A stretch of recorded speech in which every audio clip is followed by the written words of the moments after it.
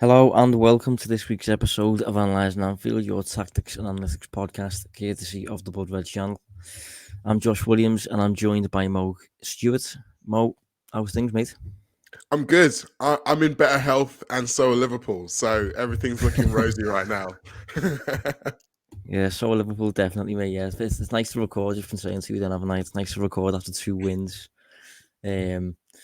So yeah, I mean, we've got I suppose, a positive podcast on our hands. Plenty to deconstruct. Two interesting games, two different games as well.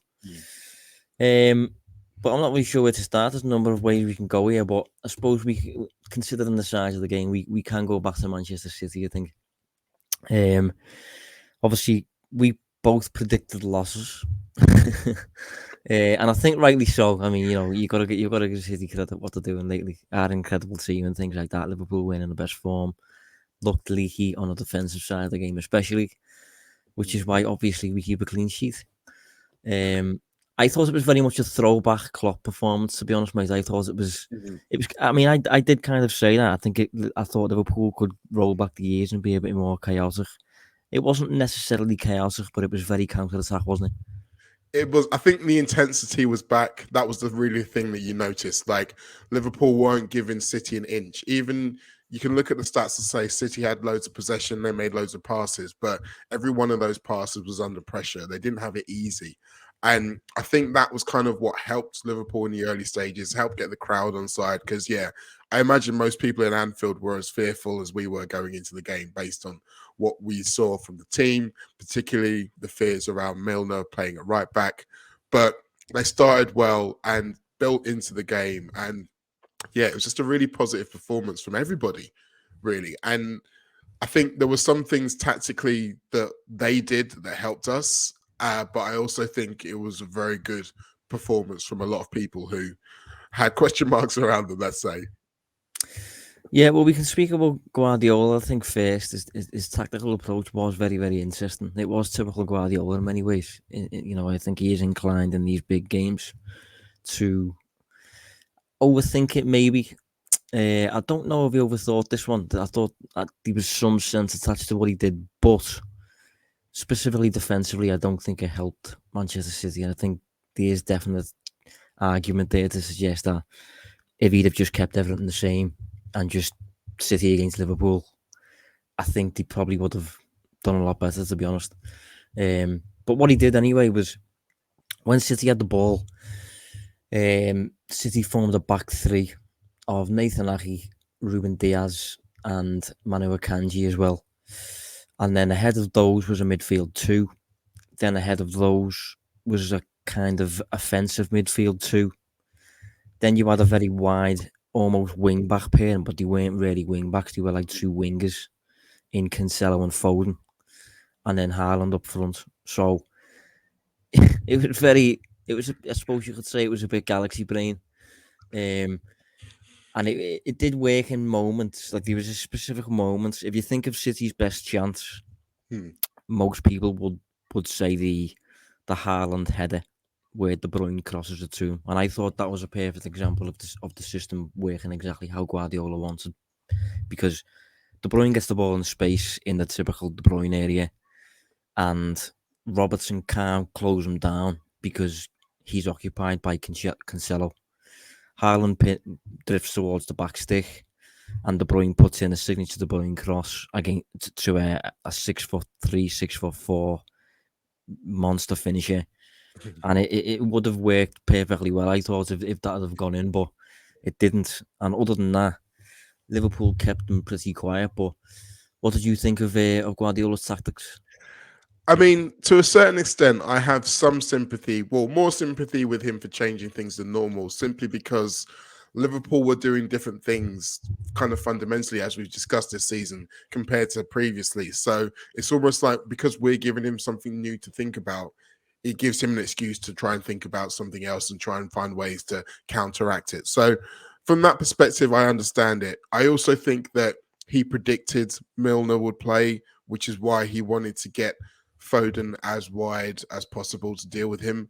The interesting thing about that, though, is that, like you say, there was the two sitting midfielders, so to speak, and then the two more advanced ones. Bernardo Silva was initially one of the more reduced midfielders, and then you had Gundogan ahead, which I would have assumed it would have been the other way around, with Bernardo Silva looking to maybe occupy Elliott, maybe cause an overload, and leave Foden one-on-one with Milner. There wasn't very many opportunities, particularly in the first half, where it was just Foden one-on-one with Milner. Now, part of that was Liverpool doing a good job of covering over and blocking the ball out. But I think City could have moved the ball a bit quicker and maybe really tested that. But there's a lot of cat and mouse going on at this stage of the game.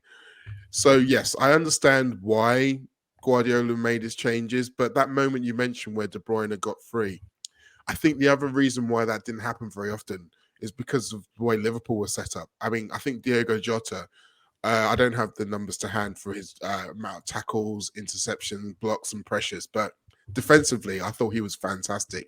And I think he really made a difference in terms of De Bruyne being able to influence the game in the positions he wanted to.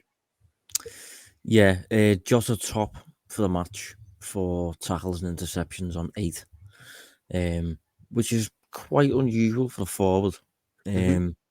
Just behind him is Thiago on 7. But yeah, I thought. I mean, we obviously have to touch on James Milner. I mean, we have mentioned earlier in the season that he is not supposed to be playing in games like this, and he's supposed to come on for the last 20 minutes in certain games and see a match out through his leadership, communication, experience, all that intangible stuff that doesn't really exist, but it does. But in this game, he just didn't put a foot wrong, did he? And I think but I do think he massively benefited from the recent change to 4-4-2, because we did mention a while back when Klopp moved towards 4-4-2 that this change was for Trent. And the big change in particular was when it comes to a high press, it now involves basically the front 4 and the midfield 2, and the back 4 remain as a back 4. So I thought throughout the game, Milner was free to just act as a traditional, limited, basic fullback, and it benefited him. I know he got forward once or twice, but for the most part, he really did just do the basics, and it allowed him to just play within his means almost. And whereas sometimes when he's in midfield, specifically this season, he's just expected to do everything, cover loads of ground, contribute in attack, cover defensively, and it's just a bit too much for him sometimes. I think you're right, and Klopp has sometimes been a little bit too slow, I think, to recognise the fallibilities of the players within the system. As in, the system is always the system, and if you've got someone in there replacing someone who's maybe not quite as good at certain bits, he doesn't tweak it. It's just that those bits get exposed. But I think you're right. This time, it was a little bit more of something that's going to be more comfortable for Milner from the perspective of conserving energy, if nothing else. But also, when he did get forward, it was more beneficial because by that point, City weren't expecting him to get forward as much as they were. And still, as I mentioned last week, Harvey Elliott's defensive instincts are growing with every week. So there was more opportunities that whenever Milner did go, Elliott was always ready to cover over. He was always ready looking in that space in behind him. So there was never a moment where we lost the ball and Milner was high up the pitch and there was no one to cover. Yeah, I think specifically as well, I'm just double checking now. So when Milner last played against Foden, it was at Anfield. We've all got nightmares about it. It wasn't a great day. But Milner's inside centre-back on that day was Matip. And Matip has loads of perks. I'm a huge fan of Matip. But when it comes to getting drifted, getting dragged over towards the wide areas and covering against a player like Foden, I think Gomez suited that role more than Matip. So in terms of helping Milner out, essentially, with Foden, drifting over to the flanks and operating as a backup fullback at times almost, I thought Gomez really helped. And throughout the game, Gomez and Van Dijk in particular were just brilliant. I thought it was really nice to see a proper centre-back display from both of Liverpool's centre-halves for the first time in a while, it feels. And yeah, specifically Van Dijk it's great to see him like that. When he's like that, mate, he is honestly genuinely unplayable. To be honest, he's absolutely ridiculous when he's like that, and it does feel that we haven't really seen that this season. And it took a game where he's getting doubters, he's up against a striker who's absolutely firing, he's presented with a real challenge, and on the back of that, he steps up and shows how good he is, reminds everyone. Yeah, it's interesting, isn't it? It's like these kind of big games and big challenges. For some of those players, it's probably easier to get out for those than it is your West Hams and your Newcastles at home in the midweek. So yeah, he was primed, he was ready. And the thing I think was interesting was the way it was very much billed as the battle of Van Dijk versus Haaland before the game, and all of the talk that all the questions he was asked about him. But the reality of most games is that Haaland's a clever enough striker to know that in theory, he's going to get more change out of Joe Gomez than out of Virgil van Dijk, particularly if this is a Joe Gomez, as we just said, who's obviously having to think about covering over for Milner against Foden. So as the game progressed, you saw Haaland pulling more and more onto Gomez and less onto Van Dijk. But Gomez was up to the challenge as well, and I loved that. He was physical when he needed to be. And in terms of covering over for Milner, the reason why I think he does it better than Matip, again, it's that speed. That speed allows him to be decisive because you've obviously got to be aware of the space you're leaving when you go over to cover. But because he does it so quickly and so decisively, the rest of the team are more aware and they shift over, where sometimes Matip kind of dangles half and half. So the other players don't know whether to shift over or not. And it just kind of spreads indecision.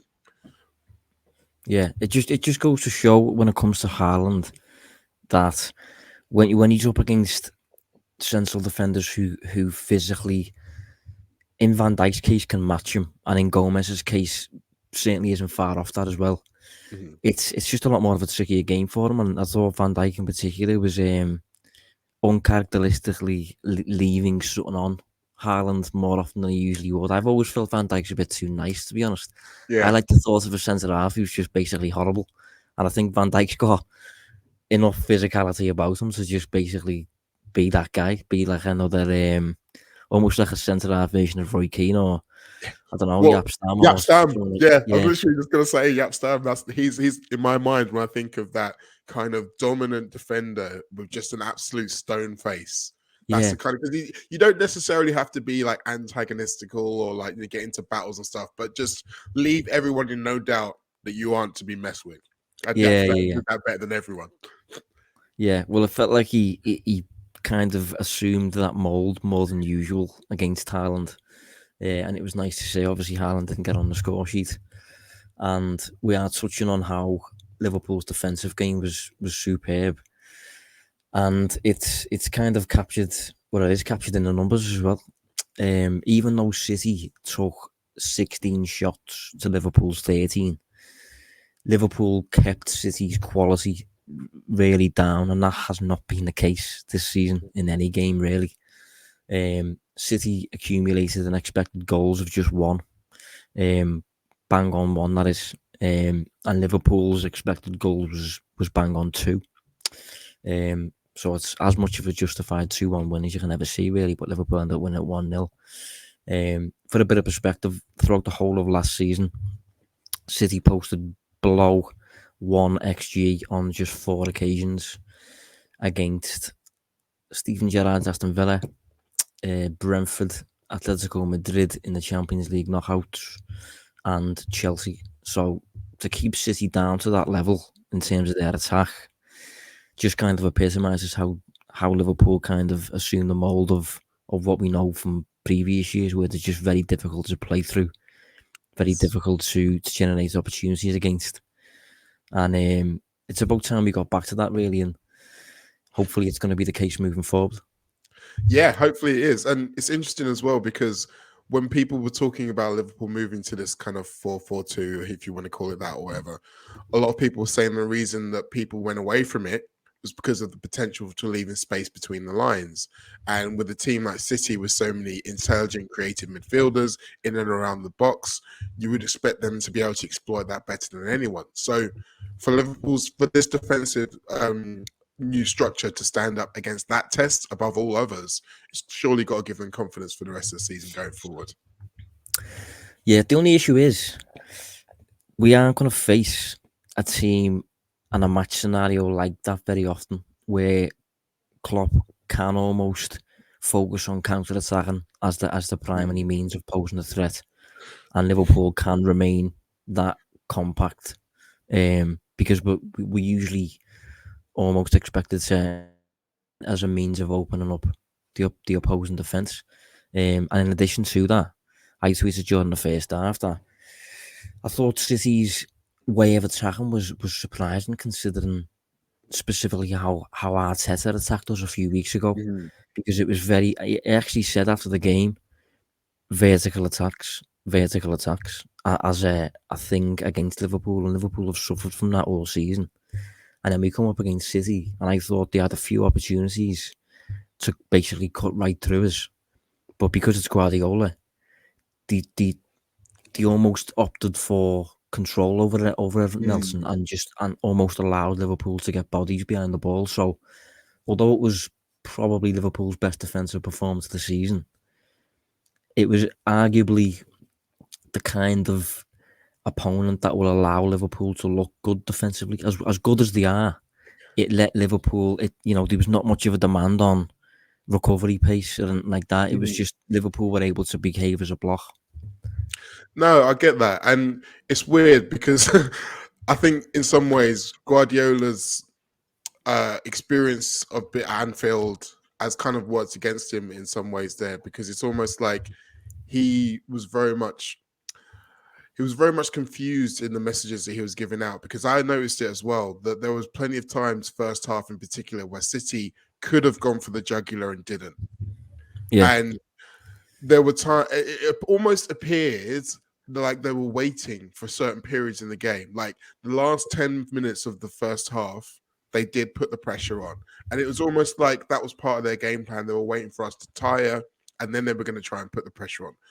But by the same token, there was one moment right towards the end of the half where, again, Foden, they'd worked the ball, so Foden was in space, and Milner was the only man anywhere near him, and he wasn't even that close. So a quick switch would have left Liverpool in trouble, but instead they pass it through the midfield, and by the time it gets to Foden, we've all shuffled across, and Guardiola's furious. So obviously he has told them that, like you said, those vertical attacks are important at certain times.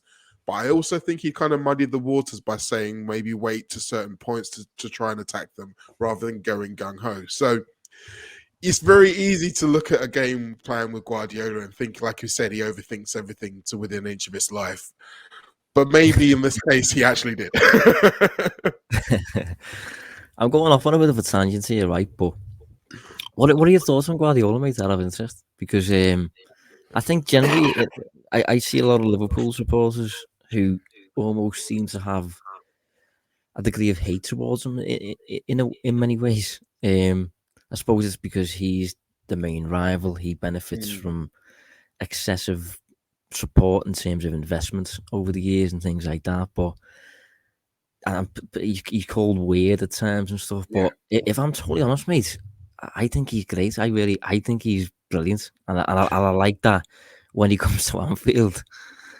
You can tell he's just a bit mad. You can tell he's absolutely obsessed, mate, with football, and he knows that across his career, that game at Anfield is his biggest test as a coach. I think to control that environment is hard, mate, and I think I think he's just losing the plot sometimes when it comes to his efforts to do that. But I'm like you. I think it's brilliant, and I think it shows both the reasons why he's so good in that obsession, but also his fallibility, because he takes that too far. He clearly takes it too far. Like, I was wondering when it happened how much of an effect that win that Man City had at Anfield during lockdown was going to have, because us as fans, we're all like, oh, well, it doesn't matter because the crowd weren't there, blah, blah, blah. But as players, you're thinking, well, no, it's the same 11 guys on this side and the same 11 guys on that side, and we beat them, we won there. So you'd think that they'd be able to take something from it. But to look at not only their performances, but Guardiola's in particular since then, you'd have to say no, because he's obsessed with the crowd. And I love it because there's a kind of a reverence within that obsession, a kind of an admission of the times when Liverpool can transcend above the normal team and become something bigger than just 11 players on the field. Yeah. But it gets in his head so much that he ends up doing silly things like when he was geeing up the main stand, I mean, that was hilarious. It was fantastic. But at the same time, it was absolutely the worst thing he could have done for his team in that moment, because he needed Anfield calmer, not more frantic. And Yeah. if you think of the time that happens, that was kind of in the preamble, the lead up to what became the winning goal. So we've seen it before with Arteta when he's come and he's tried to get involved with the crowd and it's not worked for him. Someone as experienced and as detail oriented as Pep Guardiola to continually make those kind of emotional mistakes because he just can't help it because Anfield is in his head so much. I love it. I really do. The thing is though as well, like you can label them as mistakes, obviously, but I would also, I just like it. I don't know, there's something about it. Like even when Salah goes through and Cancelo makes that dramatic mistake and Pep falls to his knees, Yeah. and a few years back, I think there was a good game at Anfield. It might have been 2-2 or whatever, and Guardiola does that really extravagant handshake with Klopp at the end of the game where he's just like fully in the moment and stuff. He's just and his tendency to come up with crazy tactical plans to get the better of Liverpool, while Klopp just usually sticks with 4-3-3 and goes with it. I just think he's a really great opponent to have, and I think he's part of the reason he's still going in England after so many years, as well as obviously getting handsomely paid. I think it's to do with he does have a real challenge when it comes to Liverpool, and although he's probably the main reason why Liverpool haven't really dominated English football for the past few years, and he will be a sad element of him leaving. It's also a case of when he does leave, Liverpool should be more likely to win more trophies. But yeah, it's just a bit of a weird side note on that, because I do love it when we face a Guardiola team, and when he comes to Anfield, it's just different to whenever. I mean, I suppose it's up there with Ferguson, really, in many ways, when it comes to how Ferguson used to view Anfield in comparison to other grounds. I think so. And I mean, all of the big managers, if you listen to them talk about it, particularly once they're out of the firing line, they'll admit it a little bit regularly.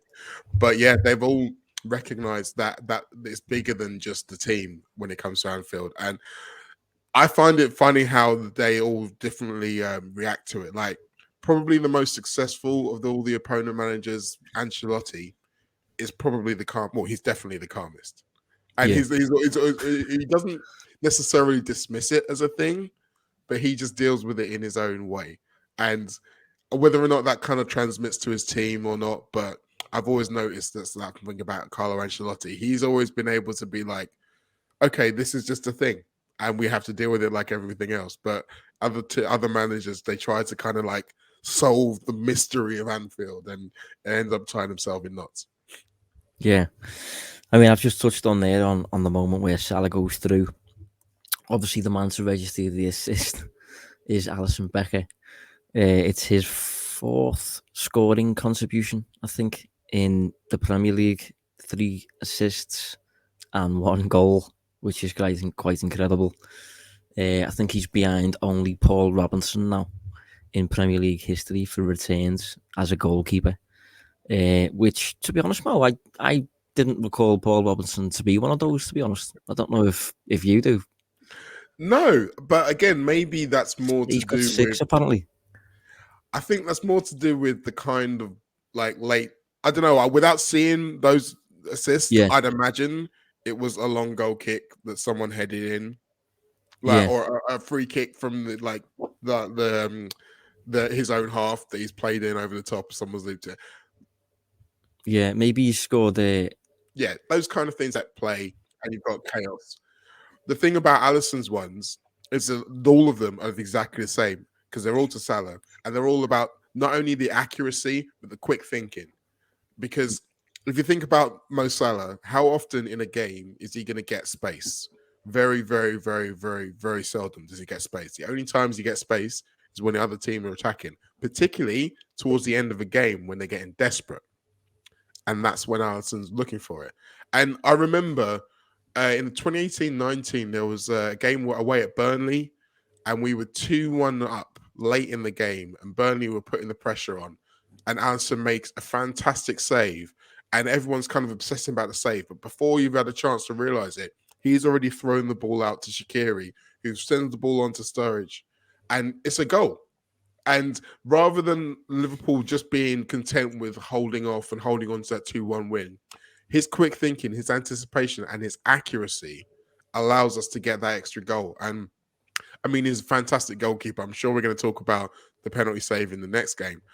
But when you can do that as well, it just opens up so many more avenues. Yeah, it sums him up. I think I've seen a replay of the goal a few times, and as the ball is in the air, De Bruyne's cross, De Bruyne's free kick, before it even gets like halfway to Alisson, Salah already knows he's overhit it, and Salah's already drifting towards Ederson's goal, basically. Alisson recognises it immediately, and as you say, he assists him for the third time in the Premier League. It's the most assists a goalkeeper's ever registered for the same player in Salah. And obviously it led to the winning goal.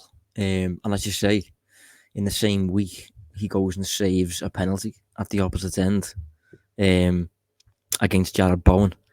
And it just sums up like he's almost redefining what a goalkeeper can contribute there, because you could argue he's directly responsible for Liverpool picking up 2 wins in a row by assisting the winning goal against City and saving a penalty against West Ham.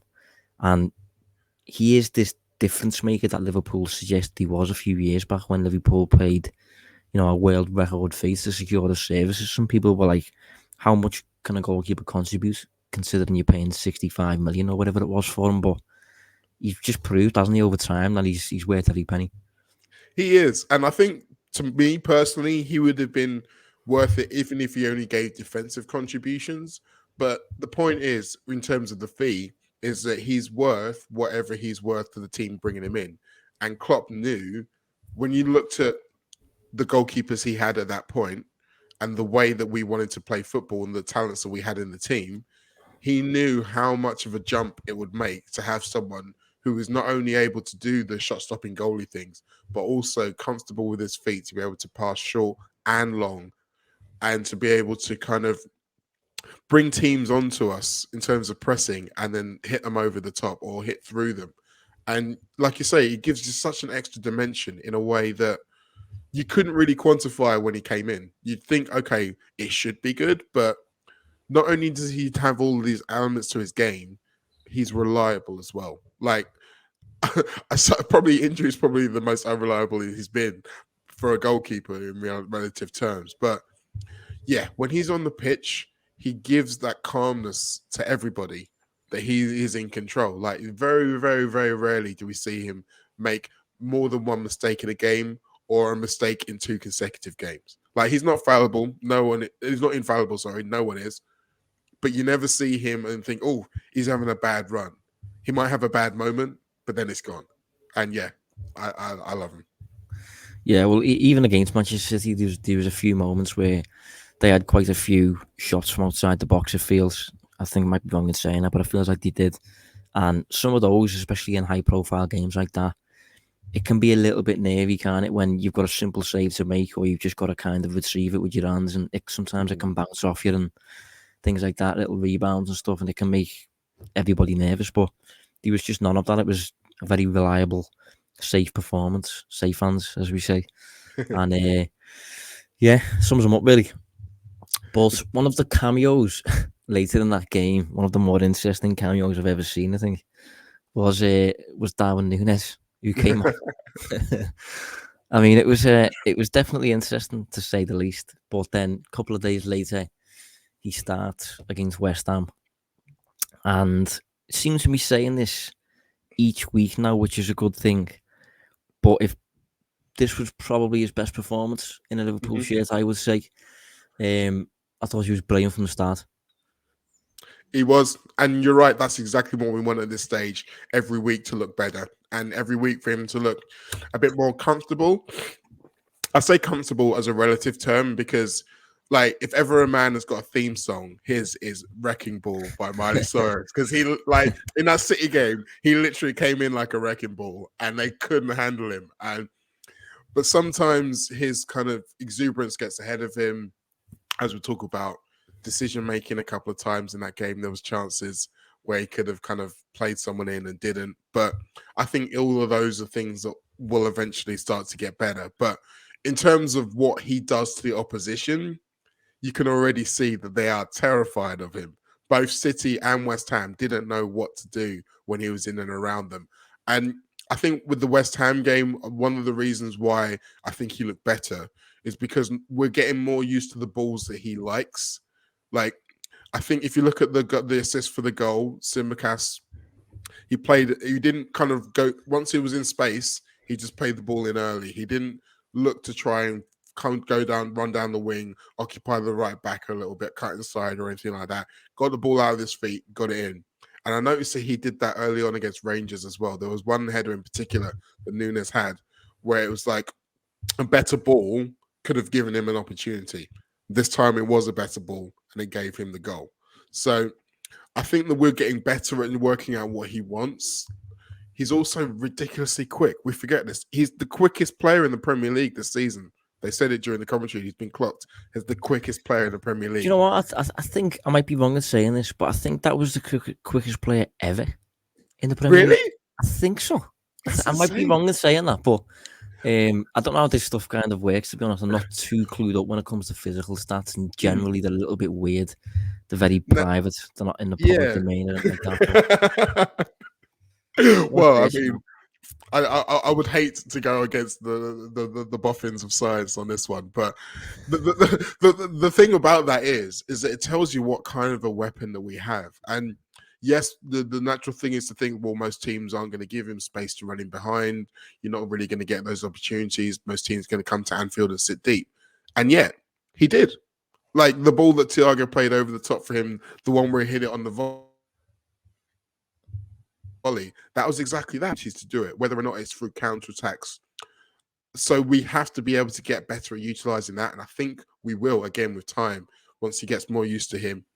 But he creates chaos wherever he goes. He's a shot monster, as in he just gobbles. He's a shot magnet, should I say. Yeah. And they will start to go in. Like the one that hit the post, he did everything right. He did absolutely everything right. And I don't even begrudge him the second one afterwards where he could have squared it to Firmino, because it's like, damn it, I should have a goal here. I'm going to try again.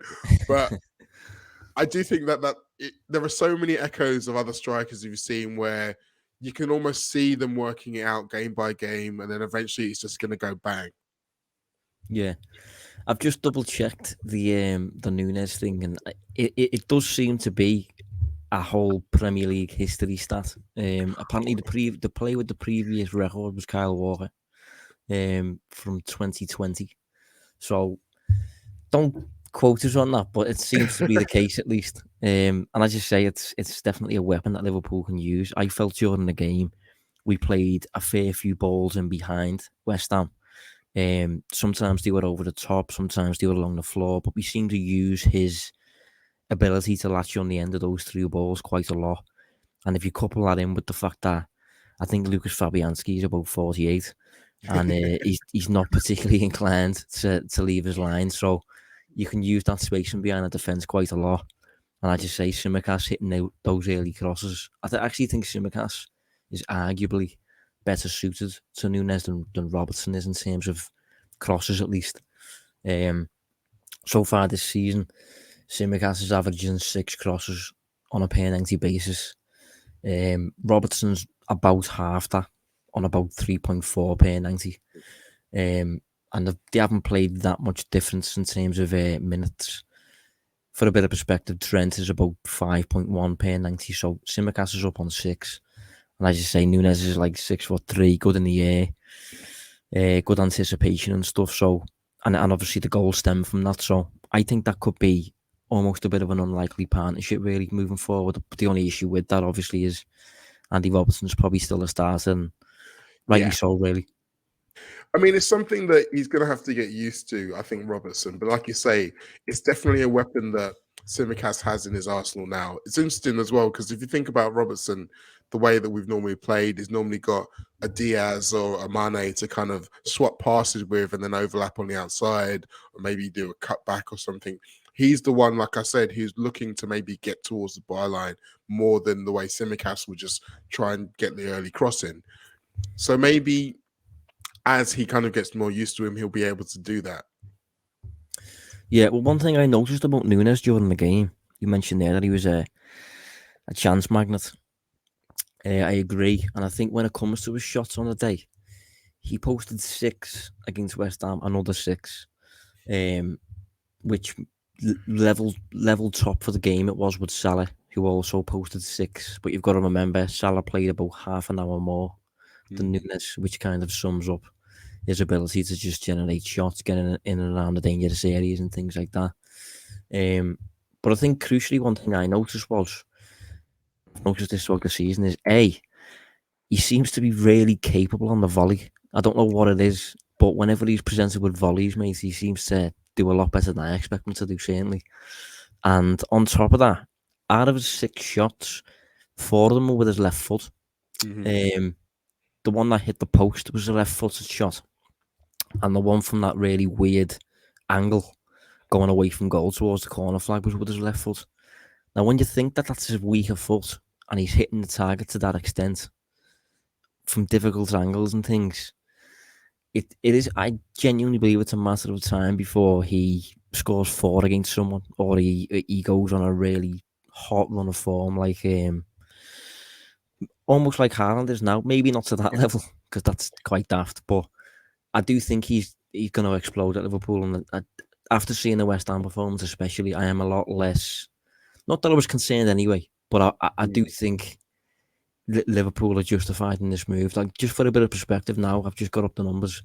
He hasn't played that much yet, but if you look at shots per 90 in the Premier League, 5th is Antony on 4 per 90. 4th is Cristiano Ronaldo on 4.2 per 90. Then you've got Rodrigo on 4.2 per 90. And then in 2nd, you've got Haaland on 4.7 per 90. And then you've got a massive jump to Nunez on 7.4 per 90. So he's just, as you say, he's a chance magnet, mate. And it's a matter of time, I think, before he explodes. No, I agree. I keep going back to thinking of him playing for Benfica in a settled side where he's more comfortable, and the array of finishes that he is able to put away. That's what I think of when we get that guy in terms of he's that settled within himself and he's comfortable in our system. Then that's when I think the goals are going to flow. And I was maybe a little critical of him, probably, particularly against Arsenal. I felt like that was the game where he got the goal, but he wasn't maybe progressing in my mind to that person as quickly as I wanted him to. But maybe that's on me. Maybe that's on all of us. Like, I think the other thing we've got to address when we're looking at strikers, we've talked about the inevitable comparisons with Haaland because of the way Liverpool and City are rivals, because they came at the same time, etc., etc. But the other thing we haven't acknowledged is that Nunez is kind of being compared to all of the other Liverpool strikers. And if you think of the way that Mane came in and Salah came in, and even going back to players like Fernando Torres, the big money guy who came in and hit the ground running. So we've seen that happen a lot. So it's almost as if mentally, when we see someone who doesn't do that, we're kind of writing them off. But players have come good late. I think Suarez himself, I think Peter Crouch. Yeah. There's been times where it's taken some of them a while to get going, but once they've got going, they've hit their stride and been flying. So maybe there's mentally, subconsciously a little bit of that going on with some of us. But yeah, I'm a lot more confident that he'll get there.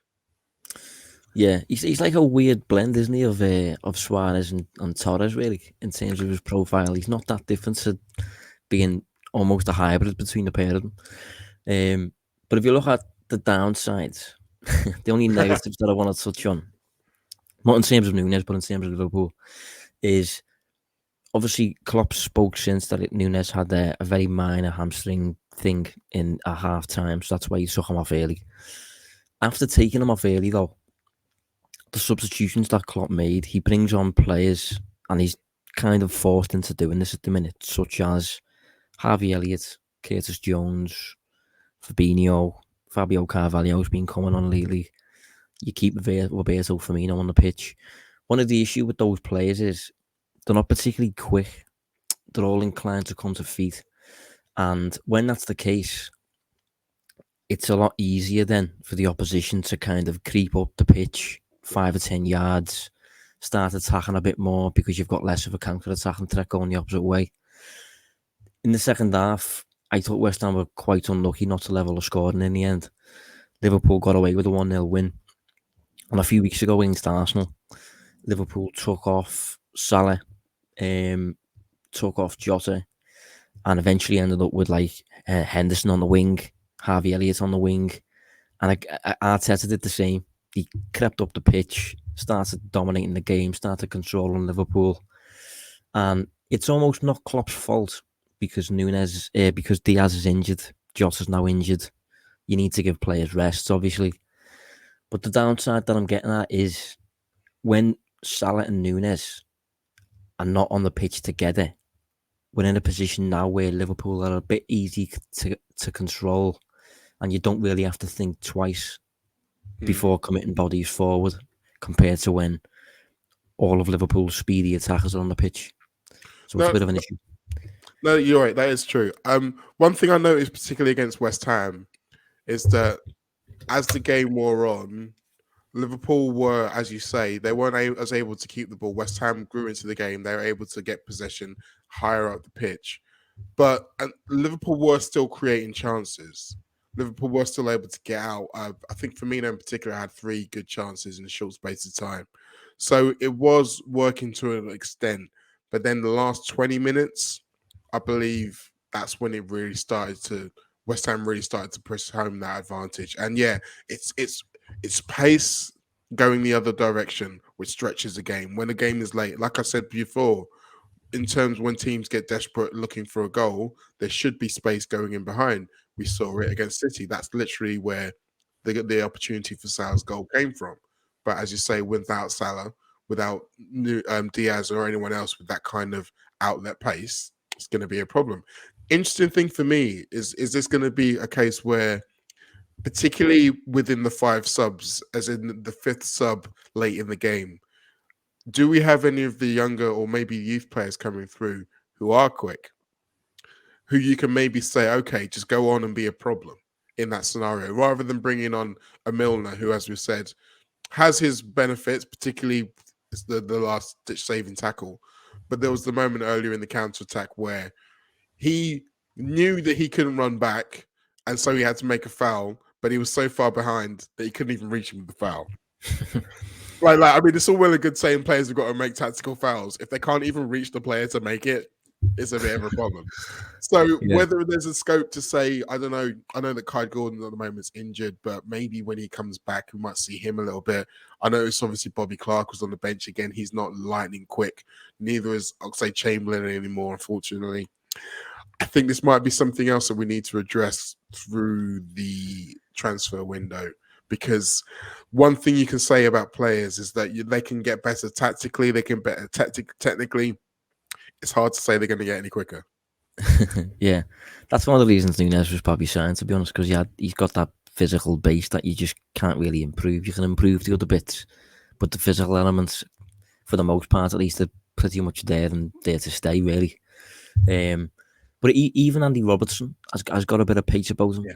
But against Arsenal, Tsimikas played, and last night Tsimikas played, and it just feels like it might be something that we have to just kind of bear with until the World Cup, really, and until Liverpool get players back, because Klopp can't just play Nunez and Salah every single minute, especially if they need rest or one of them's carrying the knock or whatever. So it's something that I just wanted to flag that Liverpool might just have to suffer from in the next couple of weeks. One way around it, one way to mitigate it is to be more than 1-0 up when you're going into the last 15 minutes. Like, when they're on the pitch, put the ball in the back of the net loads of times. So then at that point, it becomes a very different game. I mean, I don't know. I'm not an expert here, but I reckon that might help. Yeah, it's a good point. I mean, on the day, Liverpool posted 1.9 xG against West Ham and scored 1 goal. So you could argue we should have 2 there, but West Ham also posted 1.9 xG.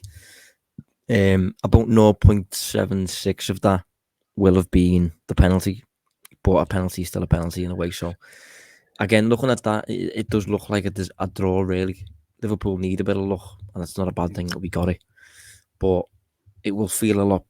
I'll feel a lot safer when it comes to Liverpool picking up results and getting better as the season progresses. When Liverpool start posting dominant and deserved wins, and we're not really doing that yet. So it's going to be interesting to see if we can do it against bottom of the league in the next few days against Nottingham Forest. But yeah, I think we'll leave it there, Mo. Touched on a fair few things, unless you've got anything else to touch on. No, all I was going to say in response to that dominance or lack thereof against West Ham, I kind of give them a bit of leeway because you kind of sense that they were conserving energy a little bit. Like there is another game, like the intensity and the kind of recovery from a game like Man City was always going to take longer than your average game, I think. So against West Ham, it was almost like they were just trying to get through it. And then maybe when we go to Forest at the weekend, we'll see that intensity return. Yeah, well, I mean, I've watched Forest this season. They haven't been great. I think lately they're focusing on defensive stability above everything else and not really posing much of a threat going the other way. So I think it will be a case of Liverpool trying to break down a block again. Shock. We've just got to make sure that going the other way, we don't concede many counter-attacks and many high-quality chances every half an hour or whatever, because those can cost you results. But we will speak about that next week. Mo, thanks for joining us, mate. No problem. Been fun as again. And we will be back next week, so do tune in. See you then.